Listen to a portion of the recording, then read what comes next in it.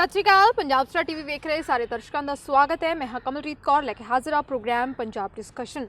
ਅਸੀਂ पंजाब डिस्कशन ਦੇ ਵਿੱਚ लगातार ਤੁਹਾਨੂੰ टिकरी बॉर्डर ਦੀਆਂ ਤਸਵੀਰਾਂ ਵਿਖਾਈਆਂ ਤੇ ਅੱਜ ਫਿਰ ਤੋਂ पंजाब डिस्कशन ਦੇ ਵਿੱਚ ਸਿਰਫ ਗੱਲਬਾਤ ਹੋਏਗੀ ਕਿਸਾਨੀ ਮਸਲਿਆਂ ਦੀ, ਕਿਉਂਕਿ ਕਿਸਾਨ ਲੰਬੇ ਸਮੇਂ ਤੋਂ ਖੇਤੀ ਕਾਨੂੰਨਾਂ ਨੂੰ ਰੱਦ ਕਰਨ ਦੀ ਮੰਗ ਨੂੰ ਲੈ ਕੇ ਦਿੱਲੀ ਦੇ ਬਾਰਡਰਾਂ ਤੇ ਡਟੇ ਹੋਏ ਨੇ। ਅੱਜ ਪੂਰਾ 1 ਮਹੀਨਾ ਹੋ ਚੁੱਕਾ ਹੈ ਕਿਸਾਨਾਂ ਨੂੰ ਦਿੱਲੀ ਵੱਲ ਵਧਿਆ ਹੋਇਆ, ਦਿੱਲੀ ਦੇ ਬਾਰਡਰਾਂ ਤੇ ਬੈਠਿਆਂ 1 ਮਹੀਨੇ ਦਾ ਜਿਹੜਾ ਸਮਾਂ ਹੈ ਉਹ ਬੀਤ ਚੁੱਕਾ ਹੈ।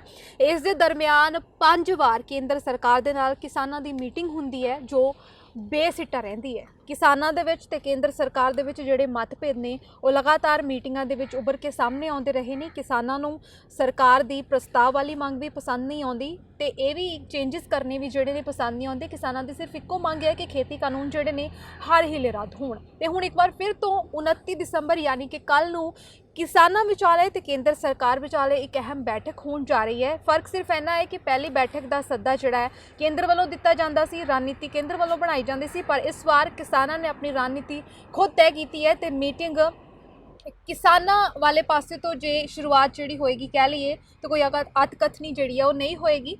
इस मीटिंग के की खास होने वाला है, की खास गल्लां रहन वालियां ने, क्योंकि इस तो पहला भी 5 मीटिंगां जिहड़ियां ने ਉਹ ਹੋ ਚੁੱਕੀਆਂ ਨੇ, ਬੇਸਿੱਟਾ ਰਹੀਆਂ ਨੇ ਮੀਟਿੰਗਾਂ। ਤੇ ਹੁਣ ਇਸ ਵਾਰ ਦੀ ਮੀਟਿੰਗ ਦੇ ਵਿੱਚੋਂ ਕੀ ਆਸ ਜਿਹੜੀ ਹੈ ਜਤਾਈ ਜਾ ਸਕਦੀ ਹੈ। ਇਸ ਤੇ ਰਾਜਨਾਥ ਸਿੰਘ ਜਿਹੜੇ ਰੱਖਿਆ ਮੰਤਰੀ ਨੇ ਉਹਨਾਂ ਦਾ ਬਿਆਨ ਵੀ ਸਾਹਮਣੇ ਆਉਂਦਾ ਹੈ। ਹੌਲੀ ਹੌਲੀ ਹੋਰ ਭਾਜਪਾ ਦੇ ਜਿਹੜੇ ਨੇ ਵੱਡੇ ਸੀਨੀਅਰ ਲੀਡਰ ਨੇ, ਕੇਂਦਰੀ ਮੰਤਰੀ ਨੇ ਜਿਹੜੇ, ਉਹਨਾਂ ਦੇ ਬਿਆਨ ਵੀ ਸਾਹਮਣੇ ਆ ਰਹੇ ਨੇ। ਕੀ ਹੁਣ ਇਸ ਮੀਟਿੰਗ ਦੇ ਵਿੱਚ ਖਾਸ ਰਹਿਣ ਵਾਲਾ ਹੈ, ਵਿਸਥਾਰ ਪੂਰਵਕ ਪੜਚੋਲ ਦੇ ਨਾਲ ਗੱਲਬਾਤ ਕਰਾਂਗੇ। ਸਾਡੇ ਨਾਲ ਮੌਜੂਦ ਨੇ ਸਾਡੇ ਸੀਨੀਅਰ ਪੱਤਰਕਾਰ ਇੰਦਰਪ੍ਰੀਤ ਸਿੰਘ। ਸਰ ਬਹੁਤ ਬਹੁਤ ਸਵਾਗਤ ਹੈ ਤੁਹਾਡਾ। ਥੈਂਕ ਯੂ ਜੀ। ਸਰ ਜਿਵੇਂ ਮੈਂ ਪਹਿਲਾਂ ਕਿਹਾ ਹੈ ਕਿ 5 ਵਾਰ ਜਿਹੜੀ ਗੈਰ ਰਸਮੀ ਗੱਲਬਾਤ ਹੈ ਜਾਂ ਮੀਟਿੰਗ ਹੈ ਕੇਂਦਰ ਸਰਕਾਰ ਵਰਸਸ ਕਿਸਾਨ ਹੋ ਚੁੱਕੀ ਹੈ ਤੇ ਹੁਣ ਇਸ ਵਾਰ ਫਿਰ ਤੋਂ 29 ਦਸੰਬਰ ਨੂੰ ਜਿਹੜੀ ਅਗਲੀ ਮੀਟਿੰਗ ਹੈ ਕੱਲ ਨੂੰ ਹੋਣ ਵਾਲੀ ਹੈ ਕਿਸਾਨਾਂ ਦੀ। इस मीटिंग ਦੇ ਵਿੱਚ रणनीति ਜਿਹੜੀ ਹੈ ਕਿਸਾਨਾਂ ਨੇ ਤੈਅ ਕੀਤੀ ਹੈ ਤੇ ਕਿਸਾਨਾਂ ਦੀ ਮੰਗ ਸਿਰਫ ਇਹੀ ਹੈ ਕਿ ਹਰ ਹੀਲੇ ਜਿਹੜੇ ਖੇਤੀ ਕਾਨੂੰਨ ਨੇ ਉਹ ਰੱਦ ਕੀਤੇ ਜਾਣ। ਦੋਵਾਂ ਜਿਹੜੀਆਂ ਧਿਰਾਂ ਨੇ ਉਹਨਾਂ ਦੇ ਵਿੱਚ ਟਕਰਾਅ ਬਣਿਆ ਹੋਇਆ। ਇੱਕ ਧਿਰ ਕਹਿੰਦੀ ਹੈ ਕਿ ਖੇਤੀ ਕਾਨੂੰਨ ਰੱਦ ਨਹੀਂ ਹੋਣੇ, ਚੇਂਜਸ ਤੁਸੀਂ ਕਰਵਾ ਲਓ, ਤੇ ਦੂਜੀ ਧਿਰ ਕਹਿੰਦੀ ਹੈ ਕਿ ਖੇਤੀ ਕਾਨੂੰਨ ਹੀ ਰੱਦ ਕਰਵਾਉਣੇ ਨਹੀਂ ਤਾਂ ਹੀ ਦਿੱਲੀ ਦੀਆਂ ਬਰੂਹਾਂ ਤੋਂ ਜਾਣਾ ਹੈ। ਹੁਣ 29 ਦਸੰਬਰ ਦੀ ਜਿਹੜੀ ਮੀਟਿੰਗ ਹੈ, ਕੀ ਲੱਗਦਾ ਹੈ ਕਿ ਇਸ ਮੀਟਿੰਗ ਦੇ ਵਿੱਚ ਦੋਵੇਂ ਧਿਰਾਂ ਦੀ ਸਹਿਮਤੀ ਬਣੇਗੀ ਜਾਂ ਫਿਰ ਤੋਂ ਇਹ ਮੀਟਿੰਗ ਜਿਹੜੀ ਹੈ ਬੇਸਿੱਟਾ ਰਹੇਗੀ? ਨਹੀਂ ਦੇਖੋ, ਹਜੇ ਆਪਾਂ ਇਹ ਤਾਂ ਨਹੀਂ ਕਹਿ ਸਕਦੇ ਕਿ ਵੀ ਬੇਸਿੱਟਾ ਹੀ ਰਹੇਗੀ, ਲੇਕਿਨ ਇਹ ਵਧੀਆ ਗੱਲ ਹੈ ਇਸ ਵਾਰੀ ਇਹ ਹੋ ਰਹੀ ਹੈ कि फार्मर्स ने खुद एजेंडा तय करके देता है, क्योंकि बार बार एलीगेशन उन्होंने लग रहा है कि किसान गलबात नहीं करना चाहते। असी तो कह रहे हैं, असी तो उन्होंने पूरी एक लिस्ट भी दी है कि आहा इशूज़ ने उन्होंने तुहाडा आ कहना है, असी आ प्रस्ताव करते हैं, असी तो पूरा बना के दिता है। फार्मर्स नहीं अगे आ रहे तो मतलब, और जबकि दूजे पासे तुसीं देखो तो फार्मर्स लगातार यही कही जा रहे हैं कि भाई असी तो गलबात करना चाहते हैं, करो तो सही, पर किस एजेंडे ते करनी है। क्योंकि जेड़े 5 मतलब 3 बिल ने उन्हां दी कल्ली मद दे उत्ते आपां 5 मीटिंगां कर चुके हैं, ठीक। उस तो बाद तुहाडे कोल गल करन लई कुछ है नहीं। असीं तुहानूं कह चुके हैं भी भाई ये जिहड़े कानून दे जिहड़ियां आह कल्ली मद है ये ठीक नहीं है, इस करके बिल्लां नूं रद्द करो। और तुसीं फिर बार बार कही जांदे भी असीं संशोधन कर देंगे, संशोधनां दा मतलब ही नहीं रह जांदा। अच्छा, दूजी गल ये है, जे सपोज करो सारे संशोधन ही आप लागू कर दें जेडे गवर्नमेंट ऑफ इंडिया ने कहे है तो फिर बिल च रह की गया, तो फिर बिल खत्म करो तो तामी तो यही गल है ना भी बिल च तां बिल नूं रखण दा तां फायदा है जे कोई चीज़ां इहो जिहियां ने जिहड़ियां पुराने बिलों च नहीं हैगियां और तुसीं इस बिलों च रख के कुछ नवां कर रहे हो। इस तरह का तो कुछ है नहीं गा, तो जो कुछ है नहीं गा तो रद्द क्यों नहीं कर रहे। एक नंबर पर गल यही है। तो इस करके जो फार्मर्स ने कल एजेंडा दिता है उस तक क्या है उन्होंने क्या 3 बिल जोड़े है इनू रद्द करने की तुहाडी प्रक्रिया की होगी वो दसो सानू। हुण इस ते उन्होंने हाँ या ना करना पैना कि असी बिल रद्द करन जा रहे हैं कि नहीं कर रहे।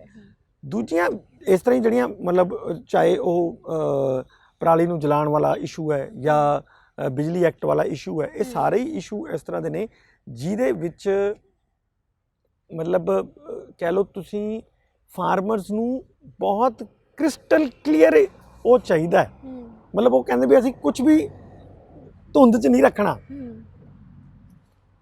हुण इस ते गल अड़ी हुई है तो इस च सब तो अच्छी गल ये सारे प्रोसैस च की हो रही है, वो सारे प्रोसैस च ये हो रही है कि एग्रीकल्चर फर्स्ट टाइम ਜਿਹੜਾ ਹੈਗਾ ਸੈਂਟਰ ਸਟੇਜ ਤੇ ਸਿਰ ਚੜ ਕੇ ਬੋਲ ਰਿਹਾ। ਅੱਗੇ ਤੁਸੀਂ ਦੇਖੋ ਕਿ ਕਦੇ ਵੀ ਐਗਰੀਕਲਚਰ ਦੇ ਉੱਤੇ ਕਦੇ ਕੋਈ ਗੱਲ ਹੀ ਨਹੀਂ ਹੁੰਦੀ, ਜਦ ਕਿ ਪੂਰੇ ਕੰਟਰੀ ਦੀ ਜਿਹੜੀ ਇਕਨੋਮੀ ਹੈ ਉਹ ਐਗਰੀਕਲਚਰ ਤੇ ਆਧਾਰਿਤ ਹੈ, ਔਰ ਅਸੀਂ ਉਸ ਖਿੱਤੇ ਨੂੰ ਬਿਲਕੁਲ ਨਿਗਲੈਕਟ ਕਰ ਰੱਖਿਆ। ਮਤਲਬ ਅਸੀਂ ਗੱਲ ਹੀ ਨਹੀਂ ਕਰਨਾ ਚਾਹੁੰਦੇ ਉਸ ਤੇ। ਜੇ ਗੱਲ ਕਰਦੇ ਹਾਂ ਦੋਨੋਂ ਤਰਫ ਤੋਂ ਹੈ ਇਹ, ਮਤਲਬ ਈਵਨ ਫਾਰਮਰਸ ਵੀ MSP ਤੋਂ ਇਲਾਵਾ ਕੁਝ ਨਹੀਂ ਸੋਚਣਾ ਚਾਹੁੰਦੇ, ਔਰ ਜਿਹੜੀ ਸਰਕਾਰ ਹੈ ਉਹ ਸਿਰਫ ਔਰ ਸਿਰਫ MSPਆਂ ਨੂੰ ਮਤਲਬ ਕਿਤਾਬਾਂ 'ਚ ਵਧਾਈ ਜਾ ਰਹੀ ਹੈ, ਉਹਨੂੰ ਉਸ ਤੇ ਖਰੀਦਣ ਲਈ ਕੀ ਸਿਸਟਮ ਬਣਾਉਣਾ ਹੈ ਉਸ ਤੇ ਉਹ ਕੁਝ ਨਹੀਂ ਕਰ ਰਹੀ ਹੈਗੀ। ਤਾਂ ਸਿਸਟਮ ਬੜਾ ਫਸਿਆ ਹੋਇਆ। ਹੁਣ ਪ੍ਰੋਬਲਮ ਇਸ ਕਰਕੇ ਵੱਧਦੀ ਜਾ ਰਹੀ ਹੈ ਕਿ ਕਿਸਾਨਾਂ ਦੀ ਜਿਹੜੀ ਇਨਕਮ ਹੈ ਉਹ ਡੇ ਬਾਈ ਡੇ ਥੱਲੇ ਹੁੰਦੀ ਜਾ ਰਹੀ ਹੈ। ਤੁਸੀਂ ਇਹ ਦੇਖੋ ਵੀ ਕਿਸਾਨ ਸਾਡੀ ਟੋਟਲ GDP 'ਚ ਸਿਰਫ 17% ਯਾਨੀ ਕਿ 17 ਰੁਪਏ ਕੰਟਰੀਬਿਊਟ ਕਰ ਰਿਹਾ ਹੈ ਨਾ। ਬਾਕੀ ਇਨਕਮ ਦੂਸਰੀ ਸਾਈਡਾਂ ਤੋਂ ਆ ਰਹੀ ਹੈ। ਇਹਦਾ ਮਤਲਬ 60% ਬੰਦੇ ਜਿਹੜੇ ਹੈਗੇ ਨੇ ਉਹ ਸਿਰਫ 17 ਰੁਪਏ ਤੇ ਜੀਵਿਤ ਨੇ। ਤਾਂ ਇਹ ਤਾਂ ਬਿਲਕੁਲ ਹੀ ਸਿਸਟਮ ਕੋਲੈਪਸ ਹੋਣ ਵਾਲਾ ਹੀ ਸਿਸਟਮ ਹੀ ਹੈ। ਮਤਲਬ ਅਸੀਂ ਇਹੋ ਜਿਹੀਆਂ ਪਾਲਿਸੀਆਂ ਬਣਾਈ ਜਾ ਰਹੇ ਹਾਂ ਵੀ ਜਿਹੜੀ ਰੈਵਨਿਊ ਹੈ ਉਹ ਕੁਛ ਹੀ ਹੱਥਾਂ ਦੇ ਵਿੱਚ ਚਲਾ ਜਾਏ। ਐਡਾ ਵੱਡਾ ਜਿਹੜਾ ਦਾਇਰਾ ਹੈਗਾ ਕਿਸਾਨਾਂ ਦਾ ਉਹਦੇ 'ਚ ਰਹੇ ਹੀ ਕੁਛ ਨਾ। ਤੇ ਜੇ ਸਾਡੇ ਐਡੇ ਵੱਡੇ ਦਾਇਰੇ ਕੋਲ 'ਚ ਕੁਛ ਰਹਿਣਾ ਨਹੀਂ ਤਾਂ ਅਸੀਂ ਕਿਵੇਂ ਉਮੀਦ ਕਰਾਂਗੇ ਵੀ ਸਾਡੀ ਇੰਡਸਟਰੀ ਕਾਮਯਾਬ ਹੋਏਗੀ, ਸਾਡਾ ਸਰਵਿਸ ਸੈਕਟਰ ਕਾਮਯਾਬ ਹੋਏਗਾ, ਜਾਂ ਸਾਡੇ ਜਿਹੜੇ ਵੀ ਅਦਰ ਸੈਕਟਰ ਨੇ ਉਹ ਕਾਮਯਾਬ ਹੋਣਗੇ? ਹੋ ਨਹੀਂ ਸਕਦੇ, ਕਿਉਂਕਿ ਤੁਹਾਡੇ ਪ੍ਰਾਇਮਰੀ ਸੈਕਟਰ ਕੋਲੇ ਪੈਸਾ ਨਹੀਂ ਹੈ। ਪ੍ਰਾਇਮਰੀ ਸੈਕਟਰ ਤੁਹਾਡਾ ਬੁਰੀ ਤਰ੍ਹਾਂ ਬਰਬਾਦ ਹੋਇਆ ਪਿਆ। ਤਾਂ ਇਹ ਜਿਹੜੀ ਜਿਹਨੂੰ ਮੈਂ ਕਹਿ ਰਿਹਾ ਵੀ ਇਹ ਚੰਗੀ ਗੱਲ ਹੋ ਰਹੀ ਹੈ, ਉਹ ਇਸ ਪੱਖੋਂ ਚੰਗੀ ਗੱਲ ਹੋ ਰਹੀ ਹੈ ਵੀ ਐਟ ਲੀਸਟ ਚਾਹੇ ਤਾਂ ਸੈਂਟਰ ਗੌਰਮੈਂਟ ਗੱਲ ਕਰੇ ਹਾਇਰ ਲੈਵਲ ਤੇ, ਹਾਈਐਸਟ ਲੈਵਲ ਤੇ ਗੱਲਾਂ ਚੱਲ ਰਹੀਆਂ ਨੇ, ਮੰਤਰੀ 3-3 4-4 ਬੈਠੇ ਹੈ ਨਾ, ਹਰ ਗੱਲ ਪ੍ਰਾਈਮ ਮਿਨਿਸਟਰ ਕੋਲ ਜਾ ਰਹੀ ਹੈ, ਹੋਮ ਮਿਨਿਸਟਰ ਕੋਲ ਜਾ ਰਹੀ ਹੈ, ਸੈਕਟਰੀਆਂ ਕੋਲੇ ਜਾ ਰਹੀ, ਸਭ ਕੋਲੇ ਜਾ ਰਹੀ ਹੈ। ਥੱਲੇ ਫਾਰਮਰ ਬੈਠੇ ਨੇ, ਵਿਚਾਲੇ ਐਕਸਪਰਟ ਬੈਠੇ ਨੇ, ਮਤਲਬ ਸਭ ਤਰ੍ਹਾਂ ਦੇ ਬੰਦੇ, ਮੀਡੀਆ ਉੱਥੇ ਪੂਰਾ ਜਮਾਵੜਾ ਲਗਾ ਕੇ ਬੈਠਾ ਹੈ। ਡੇਲੀ ਤੁਸੀਂ ਦੇਖੋ, ਅਸੀਂ ਵੀ ਹੁਣ ਉਸੇ ਇਸ਼ੂ ਦੇ ਉੱਤੇ ਹੀ ਗੱਲ ਕਰ ਰਹੇ ਹਾਂ, ਤਾਂ ਇਹ ਵੀ ਸਾਡੀ ਗੱਲ ਉਸੇ ਤਰ੍ਹਾਂ ਹੀ ਜਾ ਰਹੀ ਹੈ।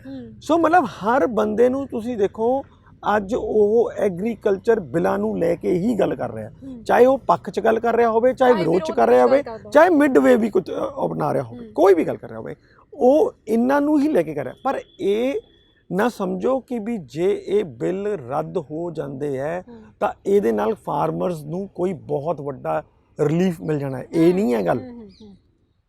ਜਿਹੜੀ ਕਿਸਾਨਾਂ ਦੀ ਹਾਲਤ ਹੈ ਉਹ ਉੱਥੇ ਹੀ ਰਹਿਣੀ ਹੈ, ਜਿਵੇਂ ਖੁਦਕੁਸ਼ੀਆਂ ਦਾ ਦੌਰ ਚੱਲਦਾ ਉਹ ਚੱਲਦਾ ਹੀ ਰਹਿਣਾ ਹੈ ਜਦ ਤੱਕ ਕਿ ਅਸੀਂ ਕੋਈ ਵੱਡੀਆਂ ਡਿਵੈਲਪਮੈਂਟਸ ਵੱਲ ਧਿਆਨ ਨਹੀਂ ਦਿੰਦੇ। ਅਸੀਂ ਫਾਰਮਰਸ ਦੀ ਇਨਕਮ ਨਿਸ਼ਚਿਤ ਨਹੀਂ ਕਰਦੇ ਵੀ ਯਾਰ ਇੰਨੀ ਇਨਕਮ ਤਾਂ ਉਹਨੂੰ ਮਿਲੇਗੀ, ਚਾਹੇ ਉਹ 1 ਏਕੜ ਦਾ ਮਾਲਕ ਹੈ, ਚਾਹੇ 100 ਏਕੜ ਦਾ ਮਾਲਕ ਹੈ, ਉਹਨੂੰ ਮਿਨੀਮਮ ਇੰਨੀ ਜਿਹੜੀ ਇਨਕਮ ਹੈ ਉਹ ਮਿਲੇਗੀ। ਉਹ ਕਿਵੇਂ ਅਸ਼ੋਰ ਕੀਤੀ ਜਾਏਗੀ, ਉਹ ਸਰਕਾਰ ਨੇ ਦੇਖਣਾ ਹੈ ਵੀ ਅਸੀਂ ਉਹ ਕਿਵੇਂ ਅਸ਼ੋਰ ਕਰਾਂਗੇ। ਡਾਇਰੈਕਟ ਫੰਡਿੰਗ ਕਰਕੇ ਕਰਾਂਗੇ, ਉਹਦੀਆਂ ਜਿਹੜੀਆਂ ਇਨਪੁਟਸ ਨੇ ਉਹ ਡਾਊਨ ਕਰਕੇ ਕਰਾਂਗੇ, ਉਹਦੀਆਂ ਜਿਹੜੀਆਂ ਆਊਟਪੁੱਟ ਹੈ ਉਹਦੀ ਖਰੀਦ ਸੁਨਿਸ਼ਚਿਤ ਕਰਕੇ ਕਰਾਂਗੇ, ਕੀ ਅਡਾਪਟ ਕਰਾਂਗੇ, ਇਹ ਤਾਂ ਗਵਰਨਮੈਂਟ ਆਫ ਇੰਡੀਆ ਨੇ ਦੇਖਣਾ ਹੈ। ਉਹਦੇ ਅਨੁਸਾਰ ਹੀ ਮਤਲਬ ਸਾਰੇ ਸਿਸਟਮ ਬਣਾਉਣੇ, ਚਾਹੇ ਉਹ ਸਰਕਾਰ ਦੇ ਦੀਆਂ ਏਜੰਸੀਆਂ ਬਣਨ, ਚਾਹੇ ਉਹ ਪ੍ਰਾਈਵੇਟ ਸੈਕਟਰ ਦੀਆਂ ਏਜੰਸੀਆਂ ਬਣਨ, ਉਹਨਾਂ 'ਚ ਤਾਲਮੇਲ ਕਿਵੇਂ ਰਹੂਗਾ ਇਹ ਸਰਕਾਰ ਨੂੰ ਬਣਨਾ। ਪਤਾ ਸਭ ਤੋਂ ਵਧੀਆ ਗੱਲ ਇਹ ਹੈ ਕਿ ਇਸ ਤੇ ਚਰਚਾ ਹੋ ਰਹੀ ਹੈ, ਔਰ ਖੂਬ ਚਰਚਾ ਹੋ ਰਹੀ ਹੈ। ਮਤਲਬ ਤੁਸੀਂ ਕਹਿ ਲਓ ਵੀ ਅੱਜ ਤੱਕ ਮੈਂ ਇੰਨੇ ਸੀਨੀਅਰਸ ਨਾਲ ਗੱਲ ਕੀਤੀ ਹੈਗੀ ਹੈ, ਉਹ ਕਹਿੰਦੇ ਵੀ ਸਾਡੇ ਟਾਈਮ ਤੱਕ ਹਜੇ ਕਦੀ ਇਸ ਤਰ੍ਹਾਂ ਨਹੀਂ ਹੋਇਆ ਵੀ ਇੰਨੀ ਖੁੱਲ੍ਹ ਕੇ ਚਰਚਾ ਐਗਰੀਕਲਚਰ ਦੇ ਉੱਤੇ ਹੋ ਰਹੀ ਹੈ। ਦੇਖੋ ਮੈਂ ਪਹਿਲਾਂ ਵੀ ਕਿਹਾ ਇਸ 'ਚ ਜ਼ਹਿਰ ਵੀ ਉਗਲਿਆ ਜਾਣਾ, ਬਹੁਤ ਉਗਲਿਆ ਹੀ ਜਾ ਰਿਹਾ। ਤੁਸੀਂ ਦੇਖ ਲਓ, ਕਦੀ ਅਸੀਂ ਨਕਸਲੀ ਬਣਾਤੇ, ਕਦੀ ਅਸੀਂ ਖਾਲਿਸਤਾਨੀ ਬਣਾਤੇ, ਕਦੀ ਅੱਤਵਾਦੀ ਬਣਾਤੇ, ਕਦੀ ਕੀ ਬਣਾਤਾ, ਕਦੀ ਕੀ ਬਣਾਤਾ। ਇਹ ਜ਼ਹਿਰ ਹੈ, ਇਹ ਨਿਕਲਣਾ ਹੈ, ਇਹ ਵੀ ਨਿਕਲੇਗਾ, ਪਰ ਇਹਦੇ 'ਚ ਅੰਮ੍ਰਿਤ ਵੀ ਨਿਕਲੂਗਾ। ਇਹਦੇ ਲਈ ਸਾਨੂੰ ਤਿਆਰ ਰਹਿਣਾ ਚਾਹੀਦਾ, ਇਹ 'ਚ ਅੰਮ੍ਰਿਤ ਵੀ ਨਿਕਲੂਗਾ। ਬਹੁਤ ਚਰਚਾ ਹੋ ਰਹੀ ਹੈ। ਕੱਲ੍ਹ ਜਿਹੜਾ ਮੈਨੂੰ ਲੱਗਦਾ ਕਿ ਜਿਹੜੀ ਸਾਡੇ ਡਿਫੈਂਸ ਮਿਨਿਸਟਰ ਦੀ ਆਈ ਹੈਗੀ ਹੈ ਰਾਜਨਾਥ ਸਿੰਘ, ਦੇਖੋ ਮੈਂ ਉਹਨਾਂ ਨੂੰ ਡਿਫੈਂਸ ਮਿਨਿਸਟਰ ਦੇ ਤੌਰ 'ਤੇ ਨਹੀਂ ਜ਼ਿਆਦਾ ਜਾਣਦਾ, ਲੇਕਿਨ ਉਹ ਖੁਦ ਐਗਰੀਕਲਚਰਿਸਟ ਵੀ ਨੇ, ਔਰ ਕਿਸਾਨਾਂ ਦਾ ਕੀ ਦਰਦ ਹੈ ਇਹਨਾਂ ਨੂੰ ਸਮਝਦੇ ਵੀ ਨੇ। ਹੋ ਸਕਦਾ ਕਿ ਪਾਰਟੀ ਦੀਆਂ ਵੀ 'ਚ ਰਹਿਣ ਦੀਆਂ ਵੀ ਇੱਕ ਮਜਬੂਰੀਆਂ ਹੁੰਦੀਆਂ ਨੇ, ਪਾਰਟੀ ਦੀ ਇੱਕ ਲਾਈਨ ਹੁੰਦੀ ਹੈ, ਪਾਰਟੀ ਦੀ ਇੱਕ ਲਾਈਨ ਹੁੰਦੀ ਹੈ, ਪਾਰਟੀ ਦੀ ਇੱਕ ਆਈਡੀਓਲੋਜੀ ਹੁੰਦੀ ਹੈ। ਉਹ ਦੇ ਦਾਇਰੇ ਦੇ ਵਿੱਚ ਉਹ ਆਪਣੇ ਆਪ ਨੂੰ ਫਸਿਆ ਮਹਿਸੂਸ ਕਰ ਰਹੇ ਆ। ਮਤਲਬ ਲੇਕਿਨ ਕੱਲ ਜਿਵੇਂ ਉਹਨਾਂ ਨੇ ਖੁੱਲ ਕੇ ਬੋਲਿਆ ਕਿ ਕੋਈ ਕਿਸਾਨਾਂ ਦੀ ਜ਼ਮੀਨ ਨਹੀਂ ਲੈ ਸਕਦਾ, ਇਹ ਨਹੀਂ ਲੈ ਸਕਦਾ ਕਹਿਣ ਨਾਲ ਨਹੀਂ ਨਾ ਹੋਣਾ। ਇਹ ਤਾਂ ਬਹੁਤ ਸਾਰੇ ਬਿਆਨ ਸਾਹਮਣੇ ਆ ਰਹੇ ਨੇ ਭਾਜਪਾ ਦੇ ਲੀਡਰ ਉਸ ਕਹਿੰਦੇ ਨੇ। ਦੇਖੋ ਉਹ ਹੋ ਕੀ ਰਿਹਾ ਕਿ ਮੈਂ ਜੋ ਹੁਣ ਤੱਕ ਦੇਖਿਆ ਕਿ ਭਾਜਪਾ ਦੇ ਜਿਹੜੇ ਨੇਤਾ, ਇੰਨੇ ਸਾਰੇ ਨੇਤਾ ਨੇ, ਉਹਨਾਂ 'ਚ ਕੋਈ ਡਾਈਵਰਸਿਟੀ ਜੀ ਨਹੀਂ ਹੈ। ਇੱਕੋ ਲਾਈਨ ਰਿਪੀਟ ਕਰੀ ਜਾਂਦੇ ਨੇ ਵੀ ਤੁਸੀਂ ਖੁੱਲ ਕੇ ਆਪਣੀ ਜਿੱਥੇ ਮਰਜ਼ੀ ਚਾਹੋ ਵੇਚ ਸਕਦੇ ਹੋ, ਤੁਹਾਡੀ ਜ਼ਮੀਨ ਨਹੀਂ ਕਿਤੇ ਜਾਏਗੀ, ਤੁਹਾਨੂੰ ਬਹੁਤ ਖੁੱਲ ਕੇ ਪੈਸੇ ਮਿਲਣਗੇ। ਕਿਵੇਂ ਮਿਲਣਗੇ ਇਹ ਦੱਸਦਾ ਹੀ ਨਹੀਂ ਕੋਈ, ਇਹ ਕਿਸੇ ਨੂੰ ਵੀ ਨਹੀਂ ਪਤਾ। ਤੁਸੀਂ ਕਹਿ ਰਹੇ ਹੋ ਵੀ ਤੁਸੀਂ ਕਿਸਾਨ ਹੁਣ ਜਿੱਥੇ ਮਰਜ਼ੀ ਚਾਹੇ ਜਾ ਕੇ ਵੇਚੇ, ਉਹ ਵੇਚੇ ਤਾਂ ਸਹੀ, ਕਿੱਥੇ ਵੇਚੇ? ਮੰਡੀਆਂ ਤਾਂ ਹੈ, ਮੰਡੀਆਂ ਕਿੱਥੇ ਬਣਾਈਆਂ ਤੁਸੀਂ? ਮੰਡੀਆਂ ਤਾਂ ਜਿੱਥੇ ਬਣੀਆਂ ਹੋਈਆਂ ਨੇ ਤੁਸੀਂ ਉਹ ਵੀ ਤੋੜਨ ਦਾ ਯਤਨ ਕਰੀ ਜਾ ਰਹੇ ਹੋ। ਤੁਸੀਂ ਕਹੋ ਵੀ ਭਾਈ ਆ MSP ਹੈ, ਅਸੀਂ ਸ਼ੋਰ ਕਰਦੇ ਹਾਂ ਵੀ ਇਹ ਦੇਖੋ MSP ਕੀ ਹੈ। MSP ਹੈਗਾ ਕਿਸਾਨਾਂ ਲਈ ਨਿਊਨਤਮ ਸਮਰਥਨ ਮੁੱਲ, ਮਤਲਬ ਉਹ ਮੈਕਸਿਮਮ ਨਹੀਂ ਹੈ, ਉਹ ਨਿਊਨਤਮ, ਘੱਟੋ ਘੱਟ ਤੈਨੂੰ ਇੰਨਾ ਮਿਲੇਗਾ। ਉਹਦੇ ਲਈ ਨਾ ਬੜੇ ਸਿਸਟਮ ਨੇ ਉਹ ਮੁੱਲ ਨਿਰਧਾਰਿਤ ਕਰਨ ਦੇ। ਪਰ ਤੁਸੀਂ ਅਗਰ ਉਹਨਾਂ ਨੂੰ ਸਾਰਿਆਂ ਨੂੰ ਸਟੱਡੀ ਕਰੋ ਤਾਂ ਤੁਸੀਂ ਦੇਖੋਗੇ ਉਹ ਸਾਰੇ ਦੇ ਸਾਰੇ ਜਿਹੜੇ ਹੈਗੇ ਨੇ ਨਾ, ਉਹ ਇਦਾਂ ਦੇ ਬਣਾ ਰੱਖੇ ਨੇ ਜਿਹਦੇ ਨਾਲ ਕਿਸਾਨਾਂ ਦਾ ਹੀ ਗਲਾ ਕੱਟਿਆ ਜਾ ਰਿਹਾ। ਉਹਨਾਂ ਨੂੰ ਨਿਊਨਤਮ ਸਮਰਥਨ ਮੁੱਲ ਵੀ ਨਹੀਂ ਦਿੱਤਾ ਜਾ ਰਿਹਾ। ਇਹੀ ਪ੍ਰੋਬਲਮ ਕਿਸਾਨਾਂ ਨੂੰ ਕਚੋਟ ਰਹੀ ਹੈ। ਉਹਨਾਂ ਨੂੰ ਲੱਗ ਰਿਹਾ ਵੀ ਜੇ ਆ 2-2.5 ਫਸਲਾਂ ਤੇ ਮਿਲਦਾ ਵੀ ਹੈ, ਉਹ ਵੀ ਤੁਸੀਂ ਖਤਮ ਕਰ ਦੋਗੇ ਤਾਂ ਸਾਡੇ ਤਾਂ ਅਸਤਿਤਵ ਦਾ ਸਵਾਲ ਹੈ, ਸਾਡੀ ਤਾਂ ਕਿਸਾਨੀ ਖਤਮ ਹੋ ਜਾਏਗੀ। ਸੋ ਇਸ ਤੇ ਜਿਹੜਾ ਉਹਨਾਂ ਨੇ ਹੁਣ ਰਾਜਨਾਥ ਸਿੰਘ ਹੋਰਾਂ ਨੇ ਜਾਂ ਹੋਰ ਜਿਹੜੇ ਲੀਡਰਸ ਵੀ ਬੋਲ ਰਹੇ ਨੇ, ਉਹ ਮੈਨੂੰ ਇਹ ਲੱਗ ਰਿਹਾ ਜਿਵੇਂ ਉਹਨਾਂ ਨੇ ਇੱਕ ਲਾਈਨ ਦਿੱਤੀ ਹੋਈ ਹੈ ਵੀ ਇਸ ਲਾਈਨ ਤੋਂ ਤੁਸੀਂ ਬਾਹਰ ਨਹੀਂ ਜਾਣਾ, ਇਹੀ ਬੋਲੀ ਜਾਣਾ। ਜੇ ਤੁਸੀਂ ਪਲਟ ਕੇ ਸਵਾਲ ਕਰ ਲਓ ਉਹਨਾਂ ਨੂੰ ਕਿ ਜੇ ਠੀਕ ਹੈ ਉਹ ਕਿਤੇ ਮਰਜ਼ੀ ਵੇਚ ਸਕਦੇ, ਦੱਸੋ ਕਿਹੜੀ ਮੰਡੀ 'ਚ ਵੇਚਣ ਜਿੱਥੇ ਉਹਨਾਂ ਨੂੰ ਘੱਟੋ ਘੱਟ ਉਹਦਾ ਸਮਰਥਨ ਮੁੱਲ ਮਿਲ ਜੇ, ਤਾਂ ਉਹਨਾਂ ਕੋਲ ਕੋਈ ਜਵਾਬ ਨਹੀਂ। ਅੱਛਾ, ਜੇ ਉਹਨਾਂ ਨੂੰ ਨਹੀਂ ਮਿਲਦਾ ਜੀ ਫਿਰ ਕੀ ਕਰਨਗੇ ਉਹ? ਉਹਨਾਂ ਕੋਲ ਕੋਈ ਜਵਾਬ ਨਹੀਂ।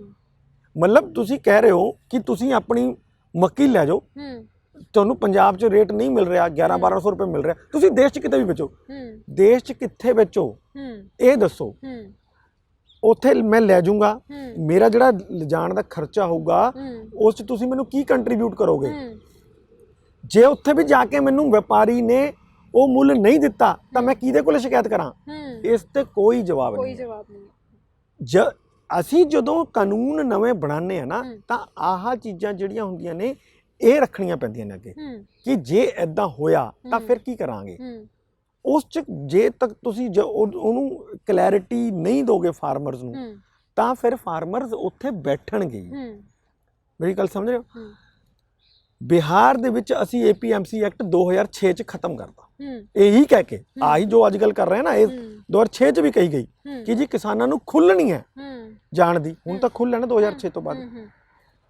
ਇੱਥੇ ਵੀ ਪੈਡੀ ਵਿਕੀ ਹੈ, ਉੱਥੇ ਵੀ ਪੈਡੀ ਵਿਕੀ ਹੈ, ਉਹੀ ਪੈਡੀ ਹੈ ਜਿਹੜੀ ਸਾਡੀ ਪਰਮਲ ਵੈਰਾਈਟੀ ਹੈ, ਜਿਹੜੀ ਅਸੀਂ PDS 'ਚ ਦਿੰਦੇ ਹਾਂ। ਸੇਮ ਵੈਰਾਈਟੀਆਂ ਨੇ, ਕੋਈ ਫਰਕ ਨਹੀਂ ਉਹਦੇ 'ਚ। ਉੱਥੇ 900 ਤੋਂ 1100 ਰੁਪਏ ਵਿਕ ਰਹੀ ਹੈ, ਇੱਥੇ ਕਿਉਂਕਿ ਸਿਸਟਮ ਹੈਗਾ ਤਾਂ 1868 ਰੁਪਏ ਵਿਕ ਰਹੀ ਹੈ। ਤੁਸੀਂ ਕੀ ਬਿਹਾਰ ਦੇ ਜਾਂ UP ਦੇ ਫਾਰਮਰਸ ਨੂੰ ਕਿਹਾ ਵੀ ਜਿਹੜਾ ਤੈਨੂੰ 768 ਰੁਪਏ ਦਾ ਘਾਟਾ ਪਿਆ ਉਹਦੇ ਲਈ ਜ਼ਿੰਮੇਵਾਰ ਅਸੀਂ ਹਾਂ? ਕਿਸੇ ਨੇ ਕਿਹਾ? ਨਹੀਂ ਕਿਹਾ ਨਾ। ਹੁਣ ਇਹੀ ਸਿਸਟਮ ਤੁਸੀਂ ਇੱਥੇ ਵੀ ਕਰਨਾ ਚਾਹੁੰਦੇ ਹੋ ਵੀ ਇੱਥੇ ਵੀ ਸੇਮ ਹੀ ਰਹੂਗਾ। ਜਿਹੜਾ ਉਹ 768 ਰੁਪਏ ਪਰ ਕੁਇੰਟਲ ਦਾ ਘਾਟਾ ਪਊਗਾ ਤੇ 1 ਏਕੜ ਦੇ ਵਿੱਚੋਂ ਹੀ ਜਿਹੜਾ 14,000 ਰੁਪਇਆ ਘਟ ਗਿਆ, ਉਹਦੀ ਜਵਾਬਦੇਹੀ ਕਿਹਦੀ ਹੈ? ਇਹਦੇ ਤੇ ਕੋਈ ਵੀ ਬੰਦਾ, ਕੋਈ ਵੀ BJP ਦਾ ਨੇਤਾ ਕੋਈ ਕਲੈਰਿਟੀ ਨਹੀਂ ਦੇ ਰਿਹਾ। ਫਿਰ ਉਹ ਕਹਿ ਰਿਹਾ ਕਿ ਕਿਸਾਨ ਉੱਥੇ ਸਾਡੀ ਗੱਲ ਨਹੀਂ ਸੁਣ ਰਹੇ, ਅਸੀਂ ਸਾਰੇ ਸੰਸ਼ੋਧਨ ਕਰਨ ਲਈ ਵੀ ਤਿਆਰ ਹਾਂ, ਆ ਵੀ ਤਿਆਰ ਹਾਂ, ਉਹ ਵੀ ਤਿਆਰ ਹਾਂ। ਉਹ ਬਈ ਜਿਹੜੇ ਕਾਨੂੰਨ ਤੁਸੀਂ ਕਹਿ ਰਹੇ ਹੋ ਵੀ ਅਸੀਂ ਉਹਨਾਂ ਦੀ ਆਮਦਨੀ ਦੁੱਗਣੀ ਕਰਨ ਵਾਸਤੇ ਬਣਾਏ ਨੇ, ਉਹਦੇ ਵਿੱਚ ਆਹ ਸਾਰੇ ਘਾਟਾਂ ਨੇ, ਆਹ ਫਲॉज ਨੇ, ਇਹਨਾਂ ਦੇ ਉੱਤੇ ਕੌਣ ਬੋਲੇਗਾ? ਤੁਸੀਂ ਕਹਤਾ ਉਹਦੇ 'ਚ ਬੜਾ ਇੱਕ ਕੰਟਰੈਕਟ ਫਾਰਮਿੰਗ ਆ, ਜਿਸ 'ਚ ਰਾਜਨਾਥ ਸਿੰਘ ਨੇ ਤੁਸੀਂ ਦੇਖਿਆ ਹੋਣਾ ਕੱਲ ਉਹਨਾਂ ਨੇ ਕਿਹਾ ਕਿ ਜੀ ਕਿਸਾਨਾਂ ਦੀ ਜ਼ਮੀਨ ਕੋਈ ਨਹੀਂ ਲਏਗਾ, ਕੋਈ ਮਾਈ ਦਾ ਲਾਲ ਨਹੀਂ, ਮਾਈ ਦਾ ਲਾਲ ਸ਼ਬਦ ਉਹਨਾਂ ਨੇ ਯੂਜ਼, ਕੋਈ ਮਾਈ ਦਾ ਲਾਲ ਨਹੀਂ ਲੈ ਸਕੇਗਾ। ਉਹ ਬਈ ਤੁਸੀਂ ਇਹ ਤਾਂ ਕਹਿਤਾ ਵੀ ਇੱਕ SDM ਕੋਲ ਜਾਓ, SDM ਤੋਂ ਜੇ ਉਹਨੂੰ ਇਨਸਾਫ ਨਹੀਂ ਮਿਲਿਆ ਤਾਂ ਕਿੱਥੇ ਜਾਏ? ਤੁਸੀਂ ਤਾਂ ਕੋਰਟਾਂ ਦੇ ਰਾਹ ਹੀ ਬੰਦ ਕਰਤੇ ਉਹਦੇ ਵਾਸਤੇ। ਕਿਹੜੇ ਐਕਟ ਦੇ ਵਿੱਚ ਇਸ ਤਰ੍ਹਾਂ ਦਾ ਹੈਗਾ ਕਿ ਤੁਸੀਂ ਕੋਰਟਾਂ 'ਚ ਨਹੀਂ ਚੱਲ, ਸਾਡੇ ਸੰਵਿਧਾਨ ਦੇ ਵਿੱਚ ਤਾਂ ਹੈ ਵੀ ਮੈਂ ਅਗਰ ਕਿਸੇ ਤੋਂ ਸੈਟੀਸਫਾਈ ਨਹੀਂ ਹੈ ਕਿਸੇ ਚੀਜ਼ ਉੱਤੇ ਤਾਂ ਮੈਂ ਸੁਪਰੀਮ ਕੋਰਟ ਤੱਕ ਜਾ ਸਕਦਾ, ਠੀਕ ਹੈ, ਸੰਵਿਧਾਨਿਕ ਬੈਂਚਾਂ ਤੱਕ ਜਾ ਸਕਦਾ। ਤੁਸੀਂ ਤਾਂ ਮੈਨੂੰ ਪ੍ਰਾਇਮਰੀ ਉਸ ਤੇ ਵੀ ਨਹੀਂ ਜਾਣ ਦੇ ਰਹੇ ਵੀ ਮੈਂ ਡਿਸਟ੍ਰਿਕਟ ਲੈਵਲ ਦੇ ਉਸ ਤੇ ਵੀ ਜਾ ਸਕਾਂ। ਮਤਲਬ ਮੈਨੂੰ ਤੁਸੀਂ ਕਹੀ ਜਾ ਰਹੇ ਹੋ ਕਿ ਕੋਈ ਮਾਈ ਦਾ ਲਾਲ ਨਹੀਂ ਰਹੇਗਾ। ਉਹ ਮਾਈ ਦੇ ਲਾਲ ਜੇ ਖੜੇ ਹੋ ਗਏ ਤਾਂ ਤੁਸੀਂ ਥੋੜੀ ਆਓਗੇ ਉੱਥੇ ਮੈਨੂੰ ਦੱਸਣ, ਮੈਂ ਕਿਹਦੇ ਕੋਲੇ ਅਪੀਲ ਕਰੂੰਗਾ? ਇੱਕ ਛੋਟੇ ਫਾਰਮਰ ਕੋਲੇ ਕੀ ਇੰਨੀ ਤਾਕਤ ਹੈ ਵੀ ਉਹ ਐਸਡੀਐਮ ਤੱਕ ਵੀ ਚਲਾ ਜਾਏ? ਨਹੀਂ ਹੈਗੀ। ਕੌਣ ਪੁੱਛਦਾ ਹੈ ਉਹਨੂੰ? ਤਹਿਸੀਲਦਾਰ ਨੇ ਤਾਂ ਬਾਹਰ ਵਿਚਾਰੇ ਆਪਣੀ ਜ਼ਮੀਨ ਕੁਝ ਦਾ ਛੋਟਾ ਜਿਹਾ ਟੁਕੜਾ ਜੇ ਵੇਚਿਆ ਹੁੰਦਾ ਨਾ ਤਾਂ ਵਿਚਾਰ ਲਿਲਕੜੀਆਂ ਕੱਢਦੇ ਰਹਿੰਦੇ ਆ। ਉਹਨਾਂ ਦੀ ਤਾਂ ਉਹਨੂੰ ਤਾਂ ਪਟਵਾਰੀ ਤੱਕ ਨੇੜੇ ਨਹੀਂ ਲੱਗਣ ਦਿੰਦਾ। ਤੁਸੀਂ ਕਹਿ ਰਹੇ ਹੋ ਵੀ ਤਾਂ ਐਸਡੀਐਮ ਤੁਹਾਡੀ ਉਹ ਕਰ ਦੂਗਾ ਤੇ ਨਾਲ ਦੀ ਨਾਲ ਤੁਹਾਨੂੰ ਇਨਸਾਫ ਮਿਲ ਜੂਗਾ। ਇਹ ਨਹੀਂ ਹੈਗਾ। ਦੇਖੋ ਸਾਨੂੰ ਸੋਲੂਸ਼ਨਸ ਵੱਲ ਵਧਣਾ ਚਾਹੀਦਾ। ਹੁਣ ਚਰਚਾਵਾਂ ਬਹੁਤ ਹੋ ਚੁੱਕੀਆਂ। ਮੈਂ ਵੀ ਤੁਹਾਡੇ ਪ੍ਰੋਗਰਾਮਾਂ 'ਚ ਵੀ ਮੈਨੂੰ ਲੱਗਦਾ ਕਿ ਮੈਂ 4-5 ਵਾਰੀ ਇਹਨਾਂ ਅਕਸਰ ਅਸੀਂ ਸਿਰਫ ਇਹਨਾਂ ਤੇ ਹੀ ਚਰਚੇ ਕਰ ਰਹੇ ਹਾਂ। ਪਰ ਮੈਂ ਤੁਹਾਨੂੰ ਕਹੂੰਗਾ ਕਿ ਮੈਂ ਅਗਲੇ ਜੇ ਅਗਰ 5-7 ਮਿੰਟ ਤੁਹਾਡੇ ਕੋਲ ਹੈ ਤਾਂ ਮੈਂ ਸੋਲੂਸ਼ਨਸ ਵੱਲ ਵੀ ਜਾਣਾ ਚਾਹੂੰਗਾ ਕਿ ਚਾਹੇ ਉਹ ਫਾਰਮਰ ਹੋਣ, ਚਾਹੇ ਰਾਜ ਸਰਕਾਰਾਂ ਹੋਣ, ਚਾਹੇ ਸੈਂਟਰ ਸਰਕਾਰ ਹੋਵੇ, ਸਾਨੂੰ ਹੁਣ ਸੋਲੂਸ਼ਨਸ ਵੱਲ ਵਧਣਾ ਪਊਗਾ। ਸੋਲੂਸ਼ਨ ਵੱਲ ਜਾਣ ਤੋਂ ਪਹਿਲਾਂ ਸਰ ਇੱਕ ਛੋਟਾ ਜਿਹਾ ਸਵਾਲ ਮੇਰੇ ਜ਼ਿਹਨ 'ਚ ਹੈ। ਅਕਸਰ ਇਹ ਗੱਲਾਂ ਹੁਣ ਸੁਣਨ ਨੂੰ ਆ ਰਹੀਆਂ ਨੇ, ਜਿਸ ਟਾਈਮ ਕੇਂਦਰ ਵੱਲੋਂ ਜਿਸ ਦਿਨ ਦਾ ਲਿਖਤੀ ਪ੍ਰਸਤਾਵ ਦਿੱਤਾ ਗਿਆ ਨਾ, ਕੁਝ ਲੋਕ ਨੇ, ਕੁਝ ਧਿਰਾਂ ਨੇ ਜਿਹੜੀਆਂ ਇਹ ਕਹਿ ਰਹੀਆਂ ਨੇ ਕਿ ਜਦੋਂ ਲਿਖਤੀ ਪ੍ਰਸਤਾਵ ਸਰਕਾਰ ਨੇ ਦੇ ਦਿੱਤਾ, ਕਿਸਾਨਾਂ ਦੀਆਂ ਮੰਗਾਂ ਲਿਖਤੀ ਰੂਪ ਦੇ ਵਿੱਚ ਮੰਨ ਲਈਆਂ, ਤਾਂ ਹੁਣ ਪਿੱਛੇ ਬਿੱਲ ਦੇ ਵਿੱਚ ਕੀ ਬਚੇ? ਹੁਣ ਕਿਸਾਨ ਜ਼ਿੱਦ ਤੇ ਕਿਉਂ ਅੜੇ ਨੇ? ਜੀ ਮੈਂ ਵੀ ਇਹੀ ਮੇਰਾ ਸਵਾਲ ਹੈ। ਤੁਸੀਂ ਮੈਨੂੰ ਉਸ ਐਂਗਲ ਤੋਂ ਪੁੱਛ ਰਹੇ ਹੋ, ਮੈਂ ਤੁਹਾਨੂੰ ਦੂਸਰੇ ਐਂਗਲ ਤੋਂ ਕਹਿ ਰਿਹਾ। ਮੈਂ ਕਹਿ ਰਿਹਾ ਵੀ ਜਦੋਂ ਤੁਸੀਂ ਕਹਿਤਾ ਵੀ ਆਹ 10 ਸੰਸ਼ੋਧਨ ਸੀਗੇ, ਅਸੀਂ ਮੰਨ ਲਏ। ਜੇ ਤੁਸੀਂ ਉਹ 10 ਸੰਸ਼ੋਧਨਾਂ ਨੂੰ ਕੱਢ ਦੋ ਬਾਹਰ ਤਾਂ ਬਿੱਲਾਂ 'ਚ ਹੀ ਕੁਝ ਨਹੀਂ ਰਹਿਣਾ। ਬਿੱਲ ਫਿਰ ਉਹੀ ਨੇ ਜੋ ਪਹਿਲਾਂ ਆਲਰੇਡੀ ਹੈਗੇ ਨੇ। ਤਾਂ ਫਿਰ ਜੇ ਬਿੱਲ 'ਚ ਕੁਝ ਰਿਹਾ ਹੀ ਨਹੀਂ ਤਾਂ ਫਿਰ ਬਿੱਲ ਰੱਖੇ ਕਾਹਦੇ ਵਾਸਤੇ? ਰੱਦ ਕਰਨ 'ਚ ਉਹਨਾਂ ਨੂੰ ਰੱਦ ਕਰੋ। ਪਰ ਜੇ ਬਿੱਲ ਰਹਿਣਗੇ, ਤੁਸੀਂ ਇਹ ਦੇਖੋ, ਜੇ ਤਾਂ ਸੰਸ਼ੋਧਨ ਸਿਰਫ ਕੀਤਾ ਹੈ ਤੇ ਬਿੱਲ ਰੱਖੇ ਹੋਏ ਨੇ, ਤਾਂ ਫਿਰ ਸਰਕਾਰਾਂ ਕੋਲ ਇਹ ਹੁੰਦਾ ਹੈ ਕਿ ਅੱਜ 2 ਸਾਲ 4 ਸਾਲ ਉਹਨੂੰ ਚਲਾਓ, ਫਿਰ ਚੁੱਪਕੇ ਜੇ ਇੱਕ ਸੰਸ਼ੋਧਨ ਲਾਗੂ ਕਰ ਦੋ। ਕਿਉਂਕਿ ਬਿੱਲ ਤਾਂ ਹੈਗਾ, ਬਿੱਲ ਦੇ ਵਿੱਚ ਇੱਕ ਚੁੱਪਕੇ ਜੀ ਇੱਕ ਮੱਧ ਹੀ ਪਾਣੀ ਹੁੰਦੀ ਹੈ, ਇਹਦਾ ਬਟਾ 2 ਕਰਕੇ ਆਪਣੀ ਫਿਰ ਉਹ ਮੱਧ ਪਾ ਦਿਓ ਤੁਸੀਂ। ਮਤਲਬ ਕਿਸਾਨਾਂ ਦਾ ਅੰਦੋਲਨ ਖਤਮ ਕਰਨ ਵਾਸਤੇ ਜਾਂ ਗੁੱਸਾ ਥੋੜੀ ਦੇਰ ਲਈ ਸ਼ਾਂਤ ਕਰਨ ਵਾਸਤੇ ਇਹ ਪ੍ਰਸਤਾਵ ਦਿੱਤਾ ਗਿਆ ਹੈ। ਤੇ ਜੇ ਕਿਸਾਨ ਮੰਨ ਲੈਂਦੇ ਨੇ ਪ੍ਰਸਤਾਵ ਤਾਂ 4 ਸਾਲ ਬਾਅਦ ਜਾਂ 6 ਸਾਲ ਬਾਅਦ ਤੋਂ ਦੇਖੋ ਇਹ ਹੋਣਾ ਹੀ ਹੋਣਾ। ਜਦੋਂ ਸਰਕਾਰਾਂ ਆਪਣੇ ਆਪ ਨੂੰ ਸਿਸਟਮ ਚੋਂ ਕੱਢ ਲੈਂਦੀਆਂ ਨੇ ਤਾਂ ਜਿਹੜੀ ਸਾਡੀ ਵਿਵਸਥਾ ਹੁੰਦੀ ਹੈ ਉਹ ਟੋਟਲ ਕਲੈਪਸ ਕਰਦੀ ਹੈ। ਮੈਂ ਤੁਹਾਨੂੰ ਬਹੁਤ ਸਿੰਪਲ ਜਿਹੀ ਉਦਾਹਰਨ ਦੇ ਦੇਣਾ। ਸਾਡਾ ਬਹੁਤ ਵੱਡਾ ਨੈਟਵਰਕ BSNL ਦਾ ਹੈ, ਠੀਕ। ਅਸੀਂ ਪ੍ਰਮੋਟ ਜੀਓ ਨੂੰ ਕਰ ਰਹੇ ਹਾਂ ਜਾਂ ਏਅਰਟੈਲ ਨੂੰ ਕਰ ਰਹੇ ਹਾਂ ਜਾਂ ਵੋਡਾਫੋਨ ਨੂੰ ਕਰ ਰਹੇ, ਪ੍ਰਾਈਵੇਟ ਕੰਪਨੀਆਂ ਨੂੰ ਕਰ ਰਹੇ। ਸਰਕਾਰ ਦਾ ਕੀ ਮਤਲਬ ਹੁੰਦਾ? ਸਰਕਾਰ ਦਾ ਮਤਲਬ ਹੁੰਦਾ ਉਹਦੇ ਆਪਣੇ ਜਿਹੜੇ ਸਿਸਟਮ ਨੇ ਉਹਨੂੰ ਡਿਵੈਲਪ ਕਰਨਾ, ਉਹ ਖੜਨ ਉਹਦੇ ਮੁਕਾਬਲੇ 'ਚ। ਜਦੋਂ ਤੁਸੀਂ ਸਰਕਾਰ ਦਾ ਜਿਹੜਾ ਮੁਖੀਆ ਹੈ ਉਹ ਜੀਓ ਦੇ ਮਤਲਬ ਝੰਡੇ ਲੈ ਕੇ ਲਹਿਰਾਊਗਾ ਤਾਂ ਫਿਰ BSNL ਵੱਲ ਕੌਣ ਧਿਆਨ ਦਊਗਾ? ਸਾਡਾ ਉਹ ਕਲੈਪਸ ਹੋ ਗਿਆ ਸਿਸਟਮ। ਜਦੋਂ ਉਹ ਆਇਆ ਸੀ ਉਹਨੇ ਕਿਹਾ ਵੀ ਸਭ ਨੂੰ ਫ੍ਰੀ, ਹੁਣ 600 ਰੁਪਏ ਤੱਕ ਤਾਂ ਪਹੁੰਚਾਤਾ। ਜਦੋਂ ਬਚਿਆ ਖੁਚਿਆ ਵੀ ਇਹ ਖਤਮ ਹੋ ਜਾਊਗਾ ਤਾਂ 6000 ਪਹੁੰਚਾਉਣ 'ਚ ਵੀ ਉਹਨੂੰ ਕਿੰਨਾ ਟਾਈਮ ਲੱਗਣਾ? ਮੇਰੀ ਗੱਲ ਸਮਝ ਰਹੇ ਹੋ? ਜਦੋਂ ਸਾਡੇ ਕੋਲ ਇੱਕ ਅਲਟਰਨੇਟਿਵ ਸਿਸਟਮ ਨਹੀਂ ਰਿਹਾ ਤਾਂ ਉਹਨੂੰ 600 ਤੋਂ 6000 ਜਾਣ ਤੱਕ ਕੌਣ ਰੋਕ ਸਕਦਾ? ਠੀਕ ਸੇਮ ਹੀ ਅਸੀਂ ਆਪਣੇ ਹੁਣ ਰੇਲਵੇਜ਼ ਦਾ ਕਰ ਰਹੇ ਹਾਂ। ਹੁਣ ਤੱਕ ਜਿਹੜੀ ਰੇਲਵੇ ਹੈ ਅੱਜ ਦੀ ਡੇਟ 'ਚ ਵੀ ਗਰੀਬ ਤੋਂ ਗਰੀਬ ਆਦਮੀ ਦੀ ਉਹ ਪਹੁੰਚ ਦੇ ਅੰਦਰ ਵਾਲੀ ਇੱਕ ਸਾਧਨ ਹੈ। ਸਭ ਤੋਂ ਸਸਤਾ ਆਵਾਜਾਈ ਦਾ ਸਾਧਨ ਹੈ। ਜੇ ਤੁਸੀਂ ਉਸ ਦੇ ਵਿੱਚ ਤੇਜਸ ਵਰਗੀਆਂ ਗੱਡੀਆਂ ਲਿਆ ਕੇ ਕਹਿਤਾ ਵੀ ਇਸ ਤੇ ਤਾਂ 1800 ਰੁਪਏ ਦਾ ਹੋਊਗਾ, 2000 ਰੁਪਏ ਹੋਊਗਾ, ਤਾਂ ਮੈਂ ਤਾਂ ਸੋਚ ਵੀ ਨਹੀਂ ਸਕਦਾ ਵੀ ਮੈਂ ਜਾ ਸਕਦਾ ਉਹਦੇ ਤੇ। ਮੇਰਾ ਤਾਂ ਇਹੀ ਹੈ। ਔਰ ਇੱਥੇ ਤੁਸੀਂ ਸਾਰੀਆਂ ਗੱਡੀਆਂ ਹੌਲੀ ਹੌਲੀ ਕਹੋਗੇ ਜੇ ਅਸੀਂ ਤੇਜਸ 'ਚ ਰਿਪਲੇਸ ਕਰ ਦੇਣੀ ਤੇ ਫਿਰ ਮੈਂ ਜਾਊਂਗਾ ਕਿੱਥੇ? ਤੁਸੀਂ ਤਾਂ ਸਾਰਾ ਵੇਚਤਾ। ਸੋ ਇਹ ਜਿਹੜੇ ਬਣਾਏ ਸੀ ਸਰਕਾਰ ਦੇ ਜਿਹੜਾ ਇਨਫਰਾਸਟ੍ਰਕਚਰ ਹੈ ਉਹ ਸਾਡੇ ਪੈਸਿਆਂ ਨਾਲ ਬਣਿਆ ਹੋਇਆ। ਤੁਸੀਂ ਕੱਲ ਕਹਿ ਦੋਗੇ ਵੀ ਆਹ ਹੁਣ BSNL ਖਤਮ ਹੋ ਗਈ, ਇਹਦਾ ਇਨਫਰਾਸਟ੍ਰਕਚਰ ਜਿਹੜਾ ਹੁਣ ਅਬੰਡੈਂਟ ਹੈ ਇਹਨੂੰ ਵੇਚ ਦਿੰਦੇ ਆ। ਵੇਚ ਦੋਗੇ ਕਿਹਨੂੰ? ਇਹਨਾਂ ਨੂੰ ਹੀ ਨਾ। ਕਦੀ ਤੁਸੀਂ ਜੀਓ ਨੂੰ ਵੇਚੋਗੇ, ਕੀ ਨਾਮ ਹੈ, ਇਹਨਾਂ ਨੂੰ ਵੇਚ ਦੋਗੇ, ਵੋਡਾਫੋਨ ਨੂੰ ਜਾਂ ਕੋਈ ਹੋਰ ਜਿਹੜਾ ਵੀ ਨਿੱਜੀ ਹੈ ਉਹਨਾਂ ਨੂੰ ਚੱਕ ਕੇ ਵੇਚ ਦੋਗੇ। ਪੈਸੇ ਤਾਂ ਸਾਡੇ ਲੱਗੇ ਆ, ਚੱਕ ਕੇ ਤੁਸੀਂ ਕੋਟੀਆਂ ਦੇ ਪਾਉ ਉਹਨਾਂ ਨੂੰ ਦਿੱਤਾ ਤੇ ਫਿਰ ਇਹਦਾ ਕੌਣ ਉਹ ਹੈ? ਤੇ ਉੱਥੇ ਹੀ ਫਿਰ ਮੈਂ ਆਪਣੀ ਇਨਫਰਾਸਟ੍ਰਕਚਰ ਤੇ ਮੈਂ ਜ਼ਿਆਦਾ ਪੈਸੇ ਦੇਈ ਜਾ ਰਿਹਾ। ਤੇ ਮੈਨੂੰ ਮਤਲਬ ਇਹ ਜਿਹੜੇ ਸਿਸਟਮ ਨੇ ਇਹ ਕੰਮ ਨਹੀਂ ਕਰ ਸਕਦੇ ਹੁੰਦੇ। ਮੈਂ ਇੱਕ ਤੁਹਾਨੂੰ ਬਹੁਤ ਸਿੰਪਲ ਜਿਹੇ ਵਿੱਚ ਇੱਕ ਉਦਾਹਰਨ ਹੋਰ ਦਿੰਦਾ। ਸਾਡੇ ਕੋਲੇ ਕਾਟਨ ਕਾਰਪੋਰੇਸ਼ਨ ਆਫ ਇੰਡੀਆ ਹੈ, ਉਹ ਕਪਾਹ ਦੀ ਖਰੀਦ ਕਰਦੀ ਹੈ। ਆ ਜਿਹੜੀ ਤੁਸੀਂ ਦੇਖੋ ਨਾ ਬਠਿੰਡਾ ਤੋਂ ਉੱਪਰ ਤੱਕ ਦੀ ਬੈਲਟ ਹੈ, ਇੱਧਰ ਹਰਿਆਣਾ ਵਾਲੀ ਬੈਲਟ ਹੈ, ਉਹ ਸਾਰੀ ਬੈਲਟ ਦੇ ਜਦੋਂ 1 ਅਕਤੂਬਰ ਤੋਂ ਪਹਿਲਾਂ ਜਦੋਂ ਕਾਟਨ ਆਉਣ ਲੱਗ ਜਾਂਦੀ ਹੈ, ਜਦ ਤੱਕ CCI ਆਪ ਨਹੀਂ ਆਂਦੀ ਮਾਰਕੀਟ 'ਚ, ਕਾਟਨ ਦਾ ਰੇਟ ਹੁੰਦਾ 5700 ਰੁਪਏ, ਉਹ ਵਿਕ ਰਹੀ ਹੁੰਦੀ ਹੈ 4300 ਰੁਪਏ, 1400 ਰੁਪਏ ਦਾ ਘਾਟਾ।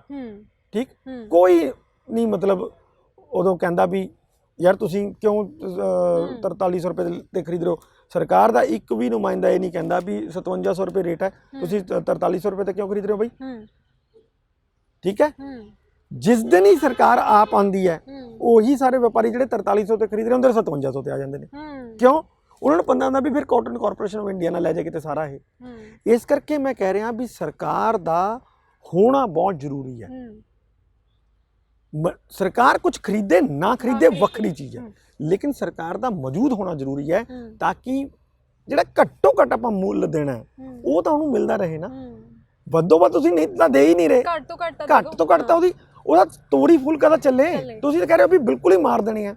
ਇਹ ਚੀਜ਼ਾਂ ਮੈਂ ਤੁਹਾਨੂੰ ਕਹਿ ਰਿਹਾ ਵੀ ਇਸੇ ਕਰਕੇ ਮੈਂ ਉਹ ਸੋਲੂਸ਼ਨਸ ਵੱਲ ਆ ਰਿਹਾ ਸੀਗਾ ਕਿ ਸਾਨੂੰ ਕੋਆਪਰੇਟਿਵ ਸੈਕਟਰ ਜਿਹੜੇ ਹੈਗੇ ਆ, ਵੇਰਕਾ ਵਰਗੇ, ਵੀਟਾ ਵਰਗੇ, ਇਹ ਅਮੂਲ ਵਰਗੇ, ਇਹ ਸੈਕਟਰਾਂ ਦਾ ਖੜਾ ਰੱਖਣਾ ਬਹੁਤ ਜ਼ਰੂਰੀ ਹੈ। ਸਾਨੂੰ ਸਾਰਾ ਕੁਝ ਇਹਨਾਂ ਨੂੰ ਦੇਣਾ ਪਊਗਾ ਕਿ ਇਹ ਕੰਮ ਕਰਨ। ਇਹ ਘੱਟੋ ਦੇਖੋ ਅੱਜ ਵੇਰਕਾ ਹੈ ਤਾਂ ਅਮੂਲ ਵਰਗੇ ਜਾਂ ਕੀ ਨਾਮ ਹੈ ਨੈਸਲੇ ਵਰਗੇ ਜਾਂ ਮਦਰ ਡੇਅਰੀ ਵਰਗੇ ਅਦਾਰੇ ਜਿਹੜੇ ਆ ਕਿਸਾਨਾਂ ਨੂੰ ਵੇਰਕਾ ਤੋਂ ਉੱਪਰ ਦੀ ਕਮਾਈ ਦੇ ਦਿੰਦੇ ਆ, ਕੀਮਤ ਦੇ ਦਿੰਦੇ ਆ। ਲੇਕਿਨ ਸਪੋਜ਼ ਕਰੋ ਇਹ ਵੇਰਕਾ ਨੂੰ ਹਟਾ ਲਈਏ ਤਾਂ ਇਹਨਾਂ ਨੂੰ ਅੱਧੀ ਕੀਮਤ ਵੀ ਨਹੀਂ ਕਿਸੇ ਨੇ ਦੇਣੀ। ਇਸ ਕਰਕੇ ਮੈਂ ਕਹਿ ਰਿਹਾ ਵੀ ਸਰਕਾਰ ਦਾ ਹੋਣਾ ਜ਼ਰੂਰੀ ਹੈ। ਸਰਕਾਰ ਆਪਣੇ ਆਪ ਨੂੰ ਬਾਹਰ ਨਹੀਂ ਕਰ ਸਕਦੀ। ਇਹ ਹੁਣ ਕਿਸ ਤਰ੍ਹਾਂ ਕਰੇਗੀ ਇਹ ਚਰਚਾਵਾਂ 'ਚ ਤੈਅ ਕਰ ਲੇ ਵੀ ਨਹੀਂ ਠੀਕ ਹੈ ਅਸੀਂ ਕੋਆਪਰੇਟਿਵ ਸੈਕਟਰ ਨੂੰ ਮਜ਼ਬੂਤ ਬਣਾਵਾਂਗੇ ਤਾਂ ਗੁੱਡ ਐਂਡ ਵੈਲ ਹੈ ਭਾਈ। ਬਜਾਏ ਤੁਸੀਂ ਕਹਿ ਰਹੇ ਹੋ ਵੀ ਸਰਕਾਰ ਅਸੀਂ ਆਪਣਾ ਨਹੀਂ ਬਣਾ ਸਕਦੀ, ਸਰਕਾਰ ਤਾਂ ਕੋਆਪਰੇਟਿਵ ਸੈਕਟਰ ਤਾਂ ਬਣਾ ਸਕਦਾ ਹੈ, ਤੁਸੀਂ ਉਹਨੂੰ ਪ੍ਰਮੋਟ ਕਰ ਲਓ। ਇੰਨੀ ਕੀ ਗੱਲ ਹੈ ਜਿਹੜੀ ਪਤਾ ਨਹੀਂ ਅਜੇ ਉਹਨਾਂ ਨੂੰ ਸਮਝ ਆ ਰਹੀ ਹੈ ਕਿ ਨਹੀਂ ਆ ਰਹੀ। ਬਹੁਤ ਬਹੁਤ ਸ਼ੁਕਰੀਆ ਸਾਡੇ ਨਾਲ ਜੁੜਨ ਲਈ। ਇਸ ਨੂੰ ਸਾਡੇ ਨਾਲ ਸੀਨੀਅਰ ਪੱਤਰਕਾਰ ਇੰਦਰਪ੍ਰੀਤ ਸਿੰਘ, ਜਿਨ੍ਹਾਂ ਦੇ ਨਾਲ ਅਸੀਂ ਗੱਲਬਾਤ ਕੀਤੀ ਖਾਸ ਤੌਰ ਤੇ 29 ਦਸੰਬਰ ਯਾਨੀ ਕਿ ਕੱਲ੍ਹ ਨੂੰ ਹੋਣ ਵਾਲੀ ਕਿਸਾਨਾਂ ਤੇ ਕੇਂਦਰ ਸਰਕਾਰ ਦੀ ਮੀਟਿੰਗ ਦੇ ਬਾਰੇ, ਤੇ ਉਸ ਤੋਂ ਇਲਾਵਾ ਬਹੁਤ ਅਹਿਮ ਪਹਿਲੂ ਇਹਨਾਂ ਨੇ ਦੱਸੇ ਨੇ ਕਿ ਕਿਵੇਂ ਜਿਹੜੀ ਖੇਤੀ ਹੈ ਉਸ ਨੂੰ ਮੁਨਾਫੇ ਦਾ ਸੌਦਾ ਬਣਾਇਆ ਜਾ ਸਕਦਾ ਹੈ। ਸਰਕਾਰਾਂ ਕਿਵੇਂ ਅਣਗਹਿਲੀ ਕਰਦੀਆਂ ਨੇ ਖੇਤੀ ਖੇਤਰ ਦੇ ਨਾਲ। ਇੱਕ ਬਹੁਤ ਵੱਡੀ ਗੱਲ ਹੈ ਕਿ ਇਹਨਾਂ ਦਿਨਾਂ ਦੇ ਵਿੱਚ ਸਿਰਫ ਖੇਤੀ ਖੇਤਰ ਦੀ ਹੀ ਗੱਲ ਚਾਰੇ ਪਾਸੇ ਹੋ ਰਹੀ ਹੈ। ਭਾਵੇਂ ਕੋਈ ਬੰਦਾ ਕਿਸਾਨਾਂ ਦੇ ਅੰਦੋਲਨ ਦੀ ਹਮਾਇਤ ਕਰ ਰਿਹਾ ਹੈ, ਭਾਵੇਂ ਨਹੀਂ ਕਰ ਰਿਹਾ, ਦੋਵਾਂ ਤਰੀਕਿਆਂ ਦੇ ਨਾਲ ਗੱਲ ਸਿਰਫ ਕਿਸਾਨੀ ਅੰਦੋਲਨ ਦੀ ਹੋ ਰਹੀ ਹੈ। ਤੇ ਹੁਣ ਵੇਖਣਾ ਹੋਏਗਾ ਕਿ ਕੱਲ੍ਹ ਵਾਲੀ ਮੀਟਿੰਗ ਦੇ ਵਿੱਚ ਕੀ ਨਿਕਲਦਾ ਹੈ, ਕੋਈ ਸਿੱਟਾ ਨਿਕਲਦਾ ਹੈ ਜਾਂ ਫਿਰ ਮੀਟਿੰਗ ਜਿਹੜੀ ਹੈ ਬੇਸਿੱਟਾ ਰਹੇਗੀ। ਕਿਉਂਕਿ ਖਾਸ ਗੱਲ ਇਹ ਵੀ ਹੈ ਕਿ ਇਸ ਵਾਰ ਜਿਹੜੀ ਰਣਨੀਤੀ ਹੈ ਉਹ ਕਿਸਾਨਾਂ ਨੇ ਬਣਾਈ ਹੈ ਤੇ ਹੋ ਸਕਦਾ ਹੈ ਇੱਕ ਆਸ ਜਤਾਈ ਜਾ ਰਹੀ ਹੈ ਕਿ ਇਸ ਮੀਟਿੰਗ ਦੇ ਵਿੱਚੋਂ ਕੁਛ ਨਾ ਕੁਛ ਜ਼ਰੂਰ ਨਿਕਲੇ। ਫਿਰ ਹਾਜ਼ਰ ਹੋਵਾਂਗੇ ਪ੍ਰੋਗਰਾਮ ਪੰਜਾਬ ਡਿਸਕਸ਼ਨ ਲੈ ਕੇ। ਤੁਸੀਂ ਵੇਖਦੇ ਰਹੋ ਪੰਜਾਬ ਸਟਾਰ TV। ਧੰਨਵਾਦ।